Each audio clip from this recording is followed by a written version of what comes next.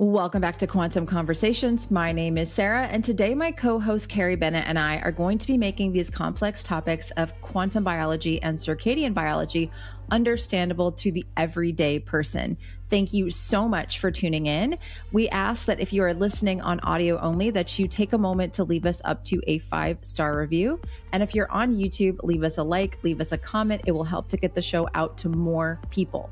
And before we jump into today's topic, just a quick reminder to head down to the show notes and check out my free resources as well as Carrie's free resources.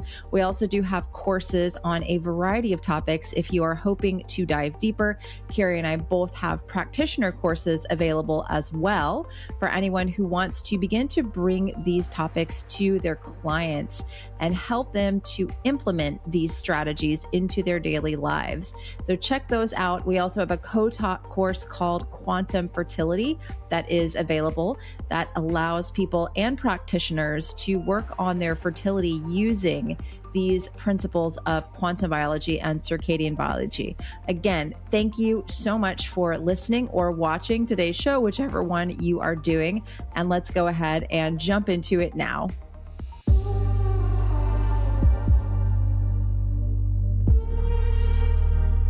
Hello, welcome back to Quantum Conversations.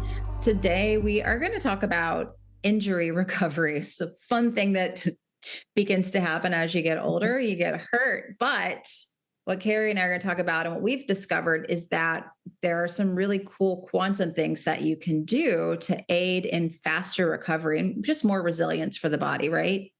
Yes. And so here's the deal. I am like the queen of injuries. And now I realize looking back at it, like this started when I was a really young athlete. I didn't realize it, but I have very lax joints, right? Not to the extent that I have classic Ehlers-Danlos, but I have a ton of joint laxity. And so I have dislocated shoulders and knees and fingers and have had maybe 4 joint surgeries. I've done the gamut, right, in terms of injuries.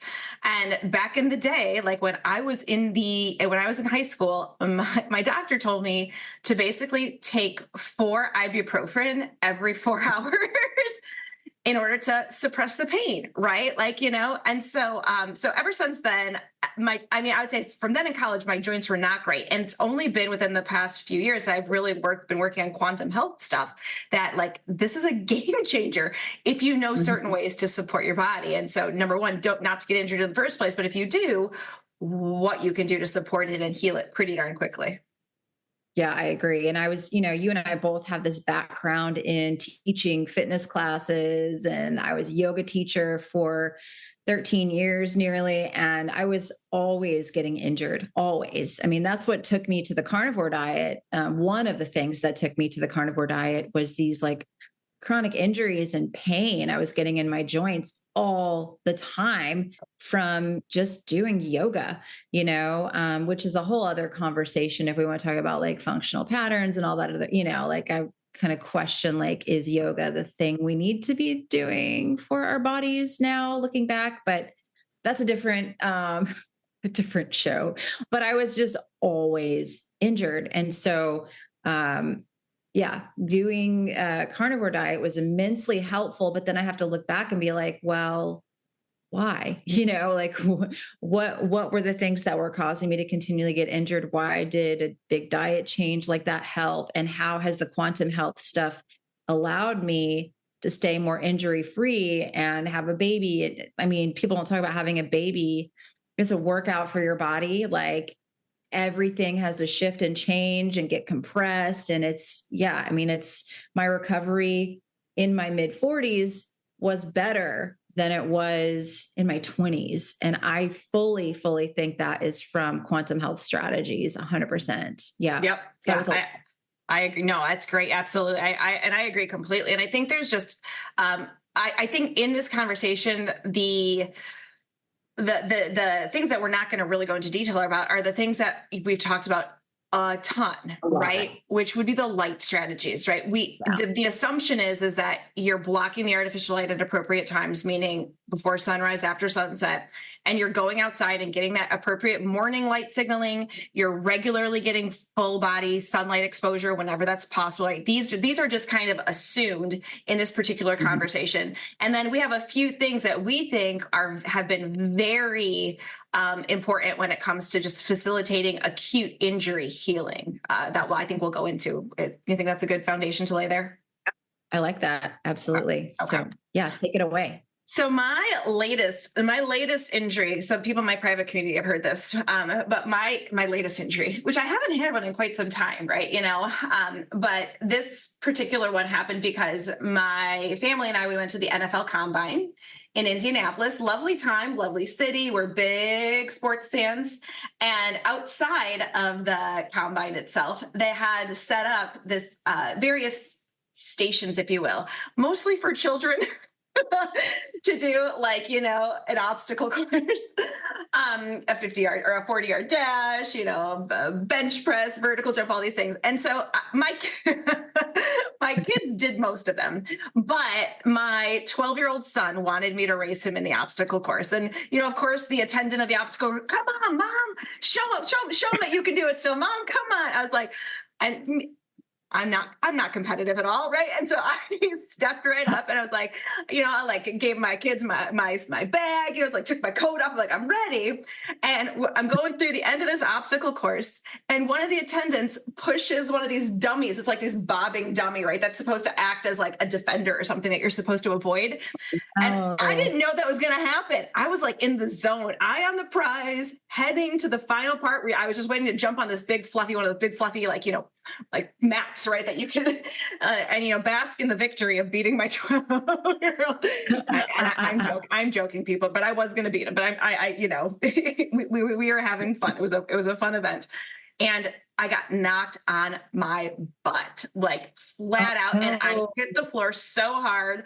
I scraped my wrist. That was injured. I scraped my elbow, and the thing that I noticed the most was a sharp shooting pain on the outside of my left knee. And having torn on my right knee, I've torn my meniscus in a couple of places. I've torn my ACL, my MCL. I've torn everything, right? So I knew, I was like, this is not good.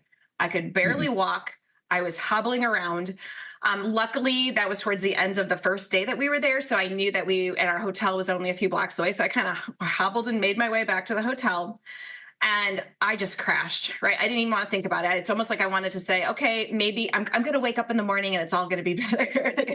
Avoidance, right? And during that night when I was sleeping, I could barely turn around. And, sleeping in a hotel room, it's me with the two little ones, my husband and my older son, right? Sharing these small hotel beds.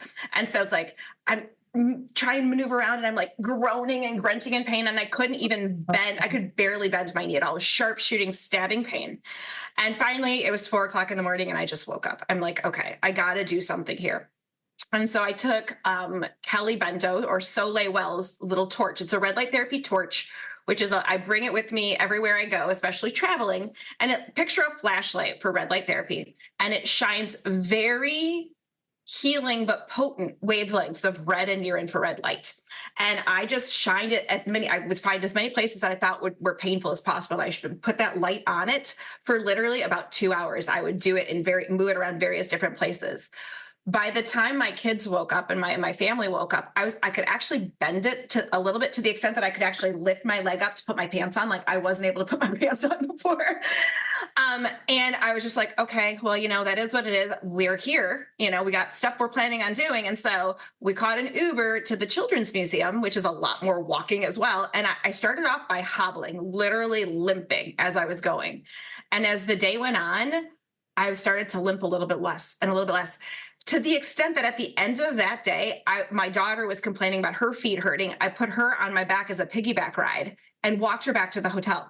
And I'm like, holy cow, the pain almost entirely gone. The inflammation, nada. And it was bad. And wow. I mean, bad. Like this wasn't just a little bruise here. This was like I really, really thought, because I had dislocated and injured so many things, that I was going to need some form of surgical repair. And so I came home then and I continued to use the red light and started using proteolytic enzymes, which is something we can talk about in a second, and completely healed. completely healed to the extent that I'm up and playing basketball with my kids again and just hanging out with like, Wow. it was amazing. That is amazing. And we have, yeah, I mean, I love that story. We have a similar one with my husband and the red light, the torch, actually. I know we're going to get the comments and maybe people are driving. So, what's Kelly's website that they can go to if they want to the torches, or do they have to email her for those No, I still? think I think she's letting people order directly through her website now. She won't drop ship it directly to you. She still tests each and every one of her products to make sure it's the correct wavelengths and the correct intensity, because she's seen it enough times when a batch came back and it didn't have the correct lights and wavelengths, and she sent it back. So it still always comes to her, but you can now order directly through her website without contacting her. And that is soleilwell.com. And soleil is the French spelling of sun, right? Sunlight. So SOLEIL, soleilwell, WELL.com. Maybe we can put those in the show notes as well. But it's a beautiful, beautiful way to really put some good, intense red light therapy into the body with such a small device. I mean, I have it down here. Should I show people it? I have two of them. Yeah. I'll go snag. I'll be right back here. You can tell your story with Matt.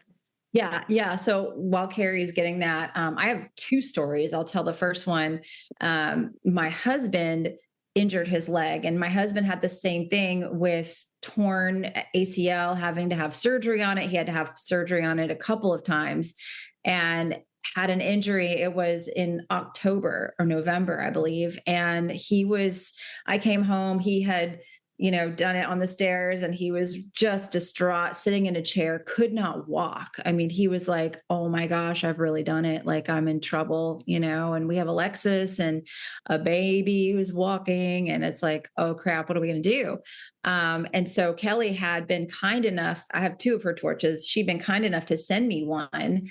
And I went and got the torch. And I'm like, use this, because it's not like a panel. You have to get it out, which are awesome. We have panels too. But like, he started using the torch, and literally within 3 days, he was like, oh my gosh, like, I don't even feel like I had the injury. He still went and got an MRI and got it looked at. And they were like, no, it's not torn. He was certain that he had torn it. And the torch was the thing that he did. Yeah. So I'm a big believer in the red light therapy, and you don't have to have a giant panel. I think the torch was, in that case, he just put it right on the area that was injured, and Yeah. The cool thing I think about, so here's the torch for people, if you can, I don't know if they can see it here, if they're watching it on YouTube, right? But it's just like a little flashlight. And the cool part about this, where I think this creates really potent red light therapy, is because you apply it directly to the skin. Yeah, exactly. Yeah. I said there's no non-native EMF. No non-native EMF, right? This is battery operated. You can apply it right to the skin, and you get a really good dose of the red and the near infrared. And this torch is great. When you push the button one time, it has all the wavelengths, and then you can do just the red or just the near infrared as well. So you have options. I always just use all the wavelengths. I'm like, give it all. Give me all of it. Right? Exactly. Yeah. I hate to complicate it. Don't complicate it, but just use it. And it's amazing how effective it is. I've talked about this maybe in previous episodes too, where my son had a dislocated finger from football. And I had literally just gotten Kelly's torch that week. And I was like, sit there, shine it on it. He came home and his finger was just like, I was like, oh boy. And so he did it. He utilized it multiple times, and that thing healed so quickly. It's not even funny. And, it's not like this has not been known before, because there are actually studies out there that show that red light therapy can be utilized to reduce the return to play, it's called, right? In terms of getting athletes back onto the court again, or onto the field again. And so with such an interesting therapy, such as light, we're not talking about, aspirin. We're not talking about Tylenol. We're not talking about ibuprofen. Right? We're not talking about those, even supplements. We're talking about shining light into the tissue and allowing the tissue to basically self-heal at a very fast rate and lower pain and inflammation very quickly. Yeah. And I have a second story. I mean, and I think that the torch and red light therapy were hugely at play with this, but also the things we talk about, circadian rhythms, darkness at night, blue blockers, all the things we talk about, right? So it's not just the one thing, but one thing I have been doing is putting the torch on my thyroid, especially if things get super stressful, super crazy. And I recently had some blood work done because my T3, I tanked it doing carnivore, tanked it, was able to get it into a normal range, which is like above a 2.0 for pregnancy. That was a goal of mine. And why I started doing a lot of this quantum circadian stuff was for improved thyroid health. So I was able to get it above a 2.0 to the point where my doctor's like, okay, you're no longer low, subclinical hypothyroid, no more. But it's just been a pain point of mine, is something I'm like, I really want to get this number up. And so I have other things I'm doing, seasonal eating, all the things, but I have been using the torch on my thyroid, and I just got blood work done and it's above a 3.0 for the first time in years. So it's like thyroid is literally rocking and rolling. My doctor's like, what did you do? Are you taking like glandulars? I'm like, nope. I've been breathing in hydrogen for 8-9 weeks. I've been using the torch on my thyroid.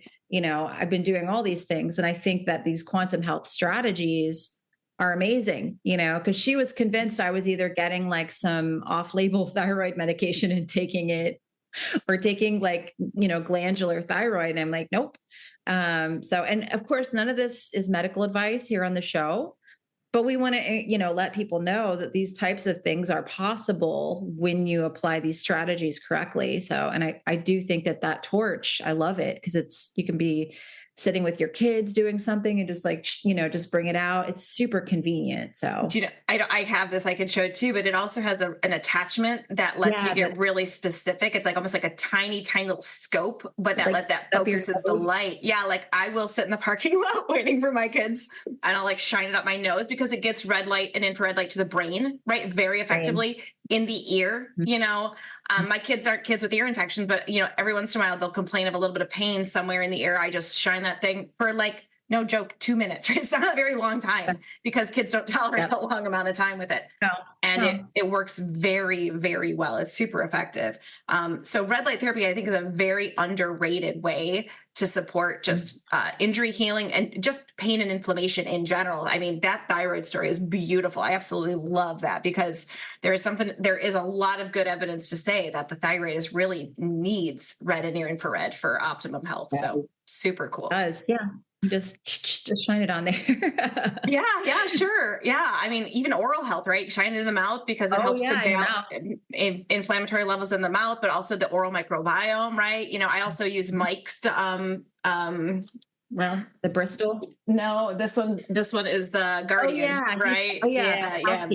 Yeah. So this is another good one from BioLite, which is also like a little bit like a little in your mouth. You put it in your mouth. So that's a really great one too that I've utilized. My husband's always like, your gums look beautiful. I think it's because I was like, oh, thanks, honey. But he went to the dentist and the dentist was like, gave him some weird gum rinse or something. I was like, let's try something else. No, let's not do that. Let's not do the rinses. Be careful with those. Yeah. That's something I don't think people know about is the mouthwashes, which is a whole other topic, but, with the nitric oxide and oxide. Yeah, absolutely. Yeah. That's been something that we finally got rid of. Let's get Kelly or someone on because Kelly who we talk about so well, she's also a dental hygienist. So she's really big into oral health too with this stuff. Maybe let's do an oral health episode. That would be a fun one. Should do that. All right, Kelly, I know you're listening. Yeah, Kelly. We're going to be contacting you. You will be contacted. Yes. Okay. So then that would be like red light therapy. And here's the deal, people. Don't overthink it. Use it. Right. Unfortunately, a lot of people get bogged down in how long, how far, what button. How often. Yep. Shine it on it. Even if it's just the near infrared, there's studies that even show just the near infrared. Or just the red alone, right? So you can have, like I said, all the wavelengths. This is just red. This is the near infrared. It's a lot less, right? It's not going to shine brightly. Technically, that's the red portion of the spectrum because we're not even going to see the near infrared, but that just indicates the light bulb's on. So just shine it on and you'll notice that it's going to have an anti-inflammatory and a healing support. It was profound. I mean, I knew red light therapy was powerful, but it wasn't until I had that very acute and what I thought was a disaster of an injury and really applied it in what would maybe classically be considered high dose, because 2 hours of red light therapy, that would be high dose. But clearly my tissue was in desperate need of it, and utilized all that red and near infrared for some healing benefits. So I mean, a lot of doctors are using, I was just showing Carrie before we started, I've just bought this, this laser, which is very, very expensive, but it's for my daughter. And a Dr. Malillo, who is just brilliant with helping kids. He's got a book called Disconnected Brains and really talks about, left brain versus right brain and the nervous system and how these imbalances are at the root of a lot of the chronic illnesses and autoimmune conditions. And that's very appealing to me, because this is basically taking the torch and putting it on like multiple rounds of steroids to be ridiculously powerful. So you only need to use it a couple minutes at a time. And essentially what we're doing is just taking it, and it's the same wavelengths as the torch, but it alternates between red and near infrared at 30-second intervals. And we use it on like the motor strip and then the back of the brain and like different parts of the brain. And he has entire protocols built around this. And he is seeing, we're new at this, so I will report back later. But he's seeing these kids that are not able to do any of these other, like therapies of brain exercises, functional neurology exercises. They're not going to tolerate it. And they're even just doing the laser on their heads while they're sleeping. And it's getting the kids amazing results, like stable. The kids that are having these violent episodes, they're having pandas, all these autoimmune chronic illnesses, laser therapy on the brain. I mean, and like I said, it's just basically like a torch, but it's on like multiple rounds of steroids. So it's a very coherent laser, if you will, right? Very coherent. Exactly. And that the torch is actually a very coherent, like compared to a lot of other red light therapy panels as well. And not to say that those panels, like we said, aren't of benefit, right? They are of benefit. But it just goes to show you that light application to the body has a profound effect. Amazing. Really, really cool in a lot of different ways that I think people have not figured out yet even. So yeah. And it doesn't involve, like what I love is it doesn't involve ingesting anything, because I learned that the hard way of like recommending this supplement or that supplement and then getting the emails and then getting the people that, I took this supplement and my hair fell out or it caused all these other issues. And I'm like, yeah, no, I will not be plugging these things or talking about them anymore. I apologize, because people have different reactions to things. Again, I think we've talked about this before, based on the state of their nervous system. So if they have nervous system dysregulation and they take a supplement that's supposed to be for a specific thing, it could do the opposite. It's a lady in my group this morning was just posting that if she takes magnesium glycinate, it keeps her up all night. I'm like, nervous system. I know it's crazy. It's crazy though but like that is classic. I mean, classic. I've just been observing this now for about 4 years, but it's classic to me. Nervous system support, right? Right. Interesting. So, I was just saying with light, I find that it's very rare to have an adverse reaction to red light. And even then it's oftentimes very temporary. So I have seen headaches for a couple of people at first. But again, it's transient. I think part of that is helping to facilitate even maybe some an enhanced mitochondrial function in a tissue that may not have had that enhanced metabolism. With enhanced metabolism, you get things like more reactive oxygen species transiently, right? Then the body starts to increase its antioxidant pathways and it balances itself out. But it's a transient thing. But that's the only thing that I've really seen that anyone would be considered a negative, effect of red light therapy.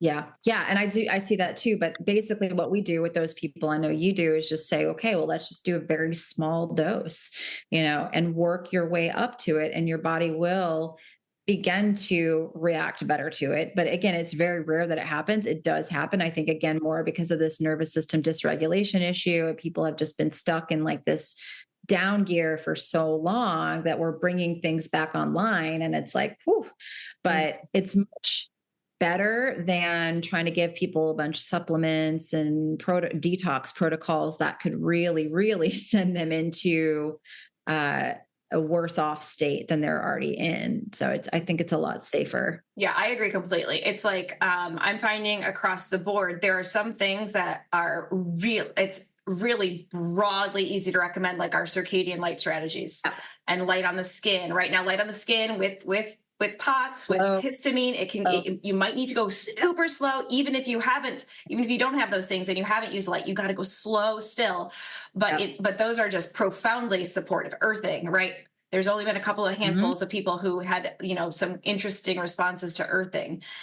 But in general, yeah, like these sorts of things, red light therapy, are profoundly supportive for the majority of people. And even when it's not, like you said, it's just a go slower approach is needed for it. Yeah.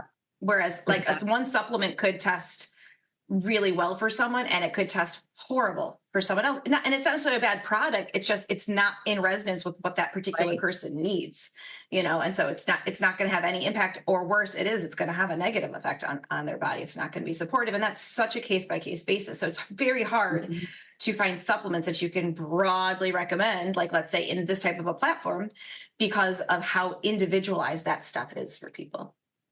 Yeah, I think that's just one of the toughest things about what we do is like, we want to help and we want to find things. And we might have a client that does amazing with a supplement, but then we have another client that's like, this is the worst thing I've ever put in my body, and I'm like, this is a really benign thing. It's a mineral, it's like, why? But yeah, there's so many different things that can impact how your body uses different supplements. And so there's always that individuality with it. And light is less of a less of a thing that we have to worry about these really bad reactions to. Yes, I agree completely. Although now I think we are going to talk about supplements. Okay, so here's the deal. This one, this is in terms of this discussion we're having specifically around injury recovery, right? Mm-hmm. There are other reasons why this supplement could be beneficial, but this isn't necessarily one that you're like, yeah, I'm going to take this every day for the rest of my life. Oh yeah. Right. Because Sarah and I are having, we just had this conversation before we hopped on. Like, it's nice because she and I get to chat for about 30 minutes before we actually hit record. And we were just catch up. Right. And we were just talking about how, I'm of the opinion that supplements should be recommended for a therapeutic purpose, for a set period of time, for an end result, right? And then it shouldn't be needed anymore. There's very few things, that I think are needed on a regular basis. Like, I would say that there are certain trace minerals or water remineralization strategies that I think I utilize them all the time. But it would be very rare, I think, to recommend a true supplement for extended in perpetuity. Indefinitely. Right? Yeah, exactly. Yeah. Exactly. Yeah. But that being said, so for injury purposes, and now I do want to catch this by also saying, like, if you are on blood thinners, this is not necessarily going to be for you, because it will break things down and thin things up, right? It's actually going to support the elimination of broken proteins and the fluid, that aspect of inflammation. And they're called proteolytic enzymes. Proteolytic enzymes you might have heard the word enzyme before, because a lot of people think of digestive enzymes. And the purpose of taking digestive enzymes is you take them with food, usually particularly protein-rich food, because those enzymes help to break down that protein so you can better digest it and then absorb the amino acids from the protein. Well, proteolytic enzymes do break down protein, but they're designed to break down like the scar tissue and the fibrotic and the injury type of proteins that you get when you have either a new injury or even an old injury, right? If you're trying to recover from, an old surgery, for example. And so these proteolytic enzymes are taken on an empty stomach because you want them to get absorbed systemically through the body. They're sometimes also called systemic enzymes because you want them to get absorbed systemically. They'll go to the site of injury and they'll help to eat up the damage, for lack of a scientific term. They'll eat up the damaged parts of the tissues that are not going to serve a recovered joint, if you will, a healthy joint, and start to clear them. And so I really do like proteolytic enzymes for acute injury recovery, barring someone's not on blood thinners, because of their ability to really go to the site of injury and help facilitate the actual structure of the tissue, the healing of the tissue itself.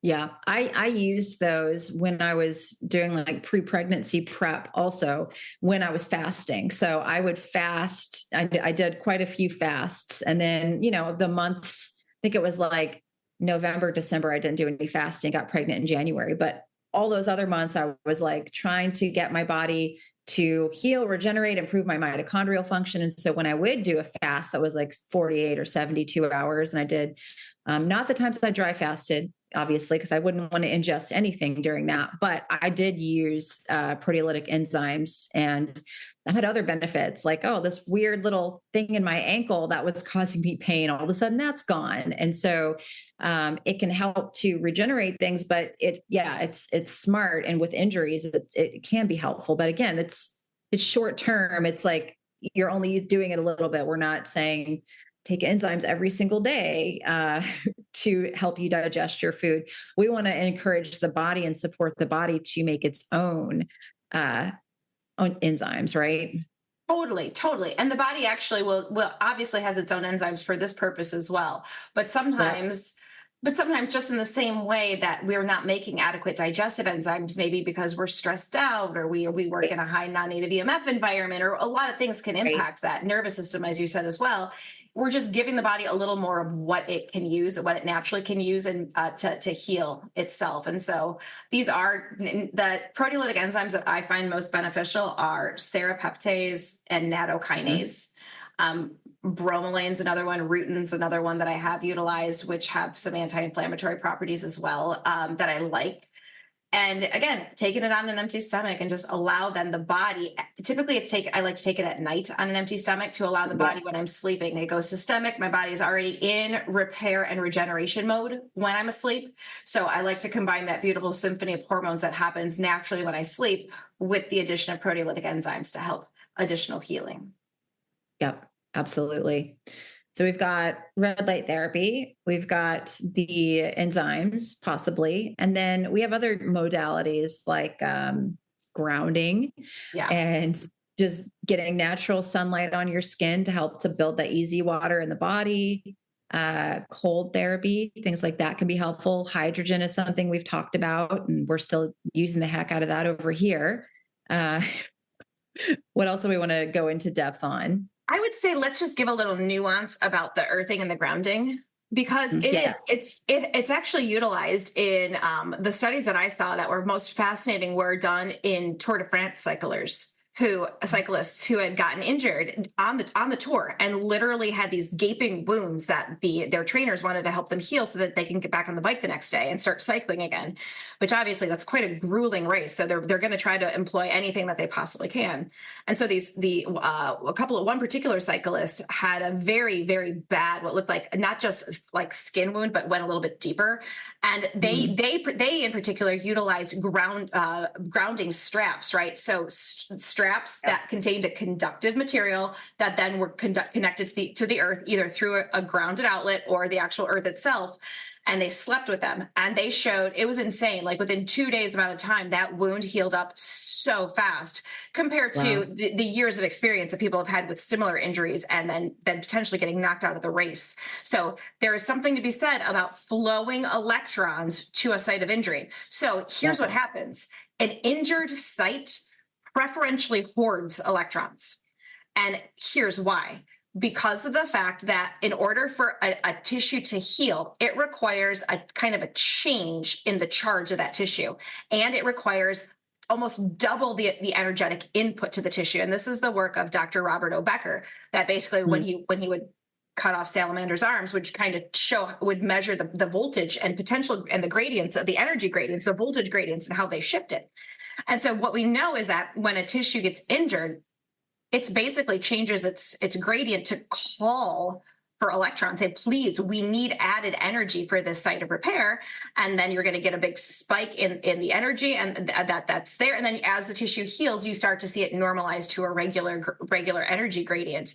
And that's exactly what happens. So if you have an injury, I encourage you to spend 40 minutes or more touching the earth, because that's the amount of time it really takes to see some changes in the inflammation of a tissue before and after in things like thermographic scans. So the flow is instantaneous, but those electrons, you got to funnel a heck of a lot of them there to that injury site in order to give the body adequate energy in that tissue so it can actually start to generate new cells and repair the damage and then clear that all out. So earthing's again a very basic but foundational thing you can do. It just oftentimes requires more time than say just 5 minutes here and there. Yeah. Agree. I mean, that's one of the things I did postpartum recovery was literally my neighbors can't see. My husband's the only one who would walk back on me, be like, what are you doing? But I would literally get the baby down to nap and lay in the yard completely naked under the sun on the ground for like an hour at a time.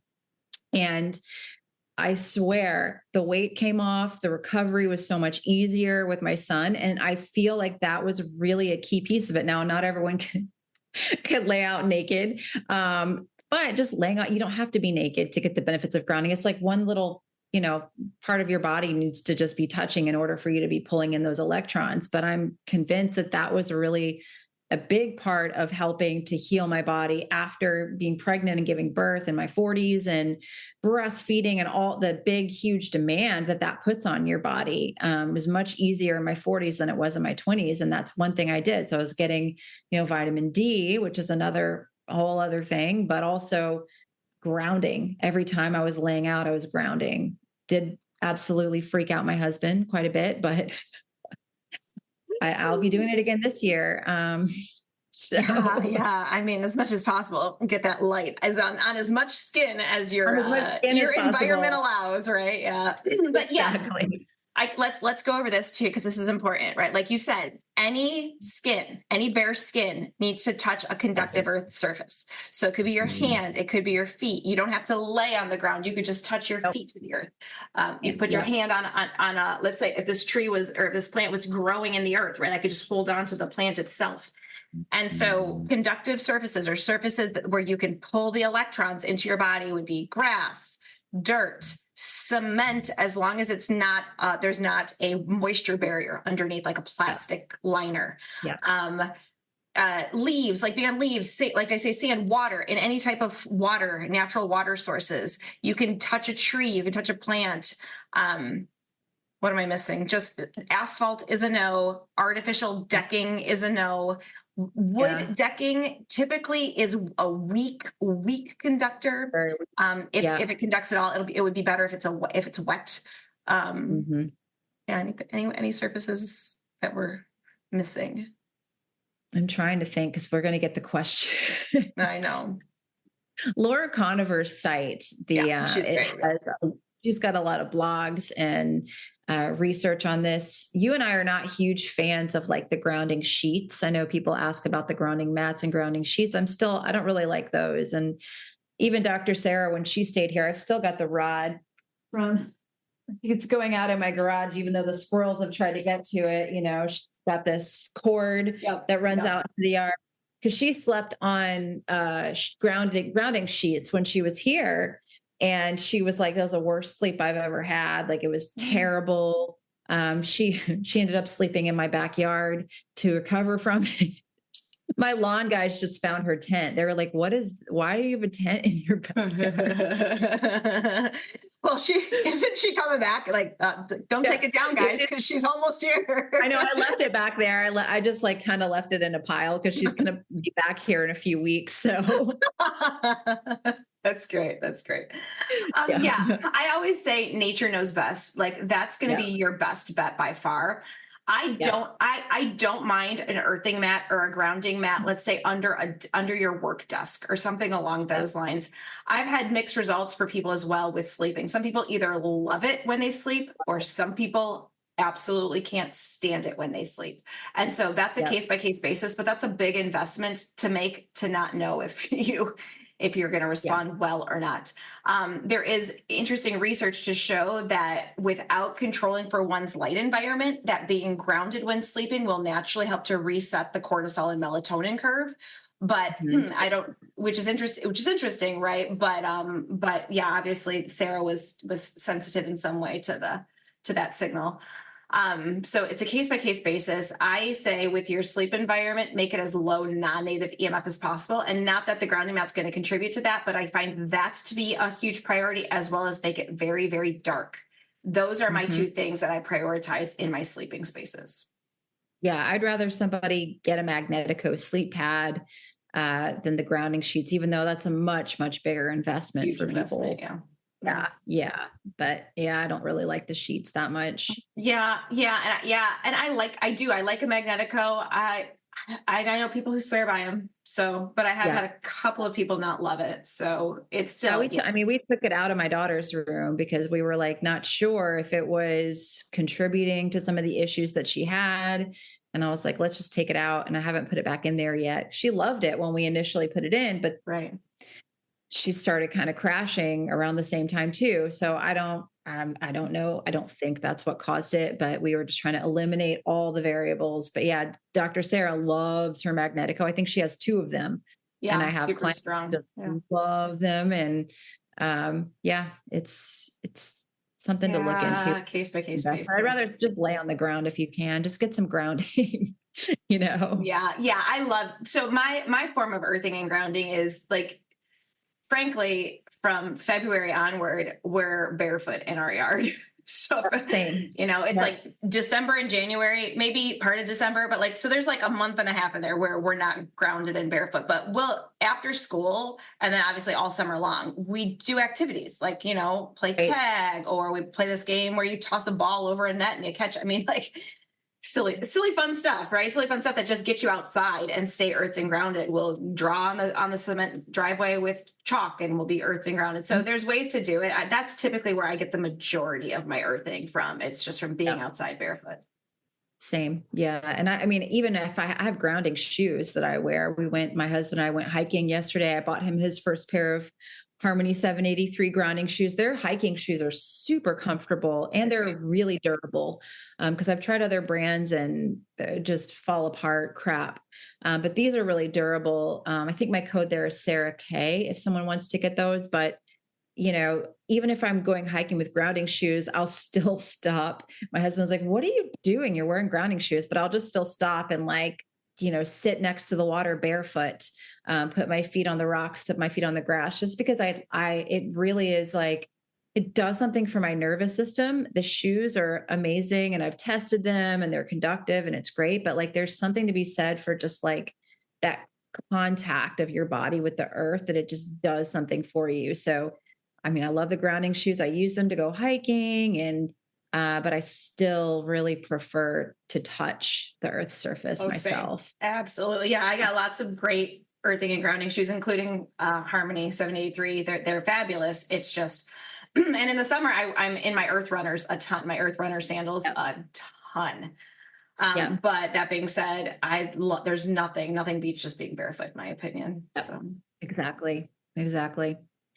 What else do we want to hit on for injuries? Well, I mean, I think we talked a lot, we don't have to go into detail about molecular hydrogen, but there's absolutely indication of molecular hydrogen lowering reactive oxygen stress. So like a tissue injury will start to lower some of the inflammation so that the body's own endogenous immune supports can start to heal it.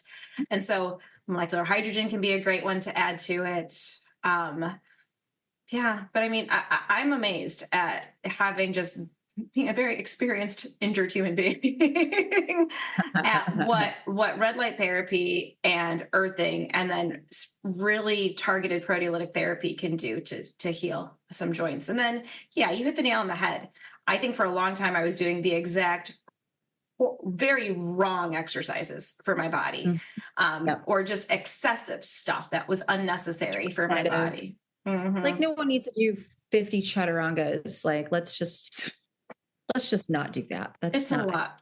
Well, when you look at it, I think that there is something to be said about these beautiful ancient modalities, but they're oftentimes now in a Western way done to excess. Whereas before you would have been doing some Tai Chi or Qigong and acupuncture and like, it would have been a thing, and you would have been doing lifestyle. Yeah. You would have been doing maybe different yoga poses as a means of someone helping you support specific organ systems in the body, right? Or energy flow, or as opposed to doing it as a workout per se, right? And so now it's like, we need more because we have to feel the burn, and I got to go to fatigue, and it's got to be tough, and I got to be breathless. And I just don't think I don't think that's always beneficial, or that's the way that specifically yoga was designed to do. And yeah, are there times to push your body? Absolutely. There is.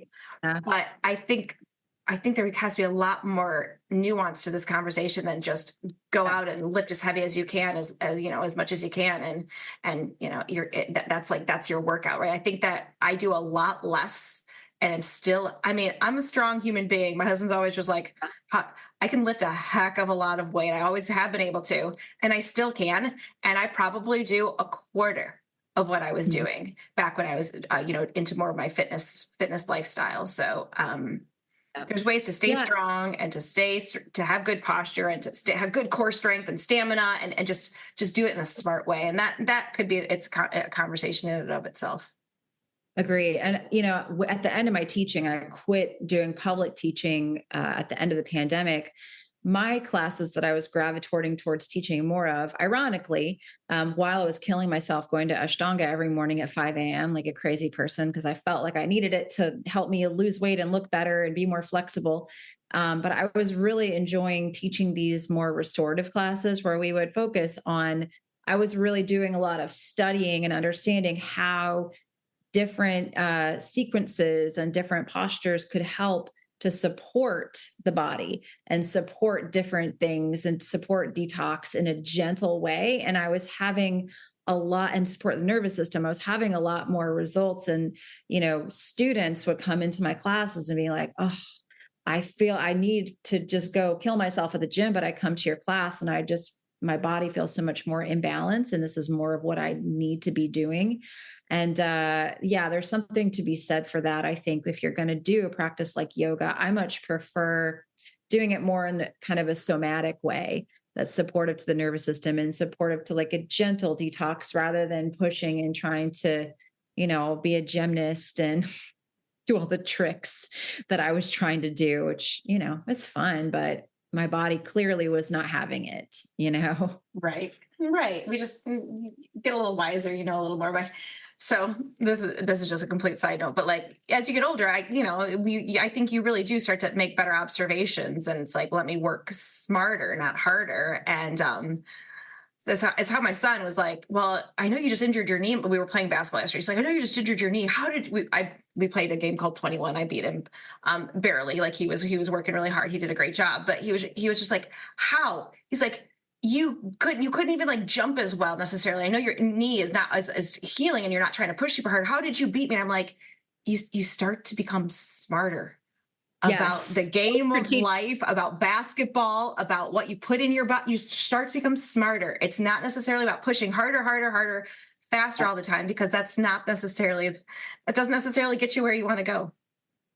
Yeah. And that's the biggest thing I work on. I feel like your focus is more on holistic health and healing. I get all the people coming to me that want to lose weight, and they need to work on the holistic health and healing, so I can sneak that in the back door.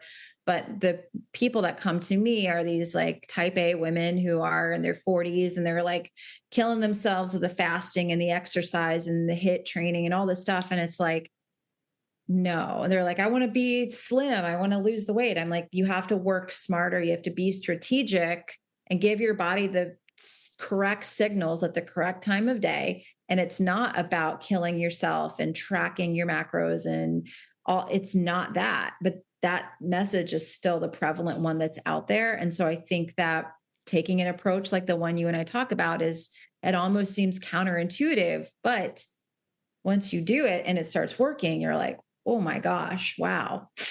How much energy and time have I wasted in the past trying to do these things, And how much more balanced is my nervous system now, because I'm not on that same pathway. I used to do that and it didn't work, or maybe I looked fit, but like I said, I was way more prone to joint injuries. Obviously I have my whole own healing journey with, insomnia and digestive issues, adrenal fatigue, all the things. So it's like, you can maybe even look fit and absolutely not be healthy and just be pushing yourself and running yourself ragged, right? Or you could feel healthy, you could feel fit, you could feel like your nervous system isn't on the fritz, right? Like everything is just, I mean, I don't know. I just feel like life is more peaceful. It's easier, It is more in so much more. balance, right? And like you've got 2 kids, I got 3. It's not like life is calm Easy, all the right? time. Not without complication and Exactly. So things you have to adjust to. Yeah. And, the other thing, just talking about injuries, if you're working out and you're sore for a week, it takes you a long time to recover. Even if you look super fit in all the things, that's a sign that there's some resiliency and there's some of these other things that could possibly be very supportive in helping you to recover quicker, right? yeah, I agree completely. I agree completely. It's like some less is more. Less is Yeah. more. Yeah. The gains you get from a workout don't come in real time. I always say this. They come in what your body has to do to adapt to that stimulus. And so allow your body time to adapt, time to recover. And that I was missing that by working out 6 days a week, oftentimes multiple times a day, because I was training this person for a half marathon. And then I was teaching this boot camp class. And then this, like, I never allowed the recovery. Yes. I know you and I share the same story. You didn't either, right? And it's like in the recovery, that is where all of the benefits take place. Exactly. Exactly. Well, I think this has been a fun episode, and we'll be getting Kelly on to talk about some dental health stuff, I'm sure, in the near future. And yeah, thank you for listening and tuning in.